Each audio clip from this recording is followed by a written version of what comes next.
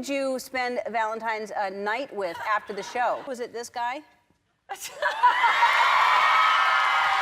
As an icon of popular culture, Jennifer Lopez has long been acknowledged as a triple threat in the entertainment industry. She was Forbes' most powerful celebrity in the world in 2012 and received her star on the Hollywood Walk of Fame the following year. Jennifer Lynn Lopez hailed from the Bronx in New York City to parents Guadalupe Rodriguez and David Lopez, who both moved from Puerto Rico to mainland US when they were kids, then met and fell in love. She and her two sisters had a Catholic upbringing, and their home was always filled with music, with the siblings putting on performances during family celebrations. Jennifer took dance and voice lessons from the time she was 5 until her late teens. J-Lo, as she is popularly known worldwide, first attracted public attention in 1997 as she played the titular role of Selena in the film. Not only did she earn a Golden Globe Best Actress nomination for her performance, but she also became the first Latina to be paid $1 million for a movie. Her debut studio album On the Six was certified triple platinum by the Recording Industry Association of America, the RIAA, selling 8 million copies worldwide, with its lead single, If You Had My Love, topping the Billboard Hot 100. Her second studio album, J-Lo, topped the Billboard 200 chart, as she was just starting to make a name for herself, but had already shown she had what it takes to become big in the industry. She subsequently starred in movies such as The Wedding Planner, Made in Manhattan, Shall We Dance, and Hustlers that became blockbusters. As one of the most popular and successful artists in the entertainment industry, it was natural that the public would be interested in the men she dated and married. Jennifer and David Cruz were high school sweethearts. His best friend was dating J-Lo's best friend, and David fell for J-Lo herself and was with her the whole time she was starting out in television and movies. After being together for almost a decade, they went their separate ways and were last photographed attending the red carpet event for the 1995 movie premiere of Money Train. When she visited her grandmother in the Bronx, they would run into each other as he lived in the same neighborhood. He died at the age of 51 in March 2020 from heart disease, which made news due to his past relationship with her. Jennifer and actor Wesley Snipes were romantically linked when they did Money Train. She still had a boyfriend at that time, but it didn't stop him from flirting with her. It wasn't really a big deal for her, but he got a bit more persistent and serious about it. Reportedly, he invited everyone for a night out and then dropped them off, leaving her for last, and tried to kiss her. She rejected his advances, telling him she wasn't interested in him. This upset him, and he didn't talk to her for a couple of months. It was rumored that because of his bruised egos, a sex scene was added to the script. There were conflicting stories about what happened here, in which the Blade star was either a gentleman or a total jerk during filming. In an interview, she mentioned going to a strip club to get a body double as she didn't want to do nudity, as she was young and scared at that time. But it seemed it didn't work out, as she said in another interview that she never used a body double. She just made sure that a love pillow was used on a strategic area so that there was no skin-to-skin contact. Ojani Noa was a Cuban waiter working at Gloria Estefan's Cuban restaurant in Miami Beach and met Jennifer, who was there in 1996, as she was shooting for the neo-noir thriller Blood and Wine. They started dating, and Ojani proposed to her on the dance floor during the wrap party of the movie Selena. They were married in February 1997, but it was short-lived as they divorced in January 1998. The reason wasn't disclosed, although she once said that it was going to be tough for a Latino, a typically macho guy, to be with someone who earned more money than him and lived in a house that she paid for. After the divorce, Ojani worked as a manager with a salary of $1,000 a week in her Pasadena restaurant Madres in 2002, only to be fired after 6 months. He filed a lawsuit in 2004 for breach of contract, and he was let go without good cause or reason. The case was settled for $125,000 in 2005, and they came to an agreement that he wouldn't reveal private information about the relationship for monetary gain. However, in 2006, Jennifer sued her ex-husband to block all the publications of a tell-all book about their marriage. Apparently, he was looking for potential publishers, which violated their previous agreement. It was also said that he asked for $5 million in return for not selling or publishing the book. In 2007, a judge approved the $545,000 arbitration award to her in the lawsuit, and a permanent injunction was issued against her ex-husband that prohibited him from criticizing, denigrating, casting in a negative light, or otherwise disparaging her. Ojani was ordered to surrender all materials about the book. In 2009, Jennifer filed a $10 million lawsuit against Ojani for planning to make a movie about them, entitled How I Married Jennifer Lopez, the J-Lo and Ojani Noa story, using home videos that included footage from their honeymoon, in which she was reportedly wearing a skimpy dress and getting spanked by Ojani. He filed for bankruptcy as he said his legal battles left him broke and destroyed his acting and modeling career. He was ordered to turn over everything related to the movie. Her ex-husband said that even without the videos, the movie is not dead. It's It's my story. It's me in Miami. It's a love story. Actually, no more. As Jennifer was seen around town in 1998 with Tommy Mottola, the CEO and chairman of Sony Music Entertainment at that time, people automatically suspected that they were dating, considering that they divorced from their respective spouses that year.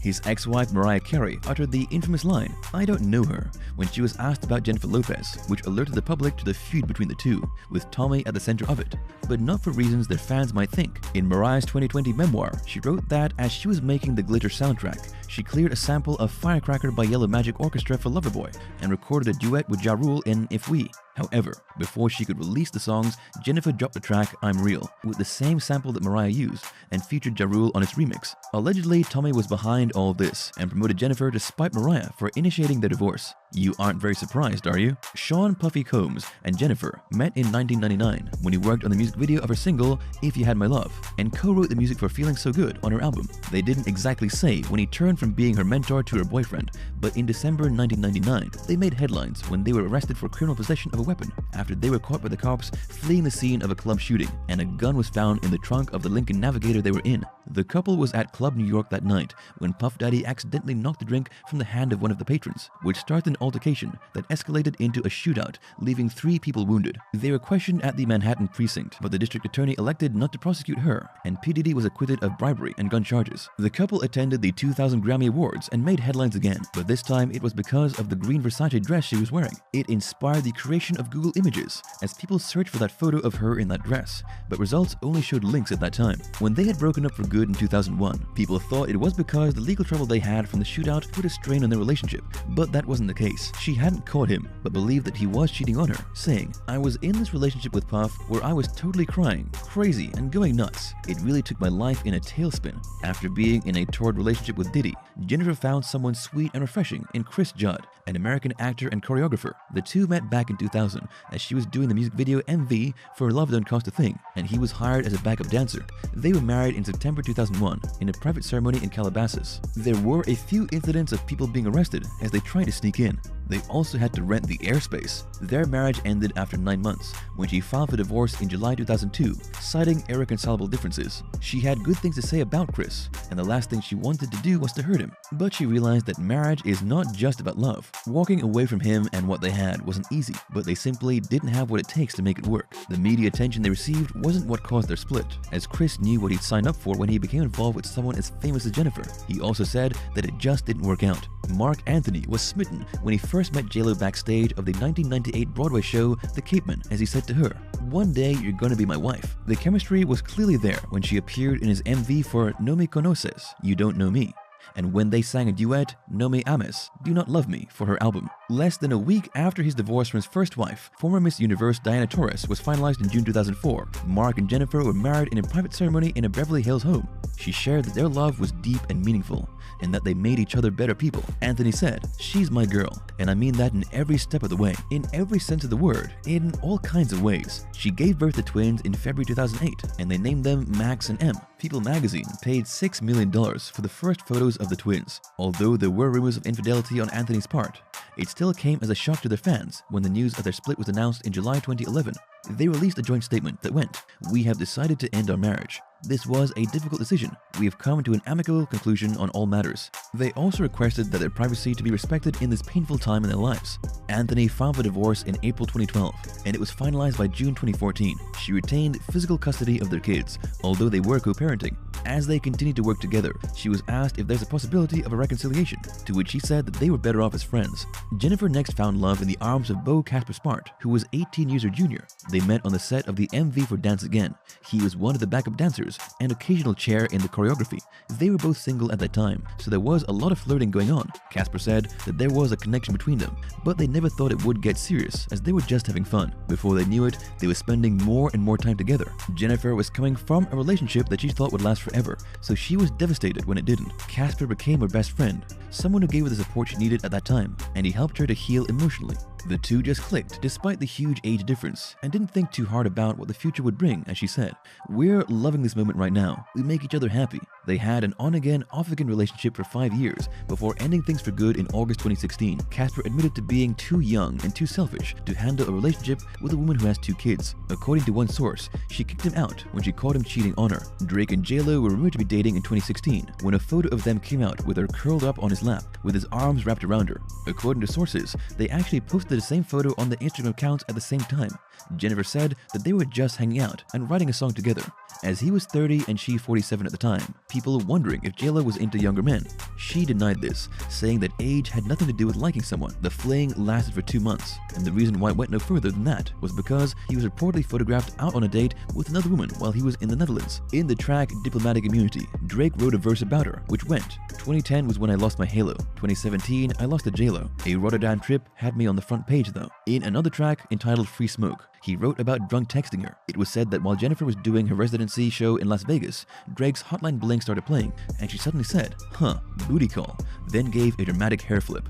Alex Rodriguez, 2017 to 2021.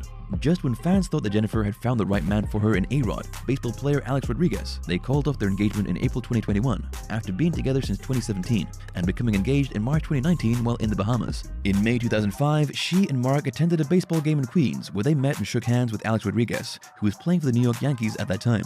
They reconnected in 2017 as she happened to see him as she was having lunch somewhere. She approached him first, and then he texted to invite her for dinner. They hit it off, and it went from there. Even her kids got along fine with his children from a previous marriage. During the acquaintance, they all lived together and got to spend quality time with the kids.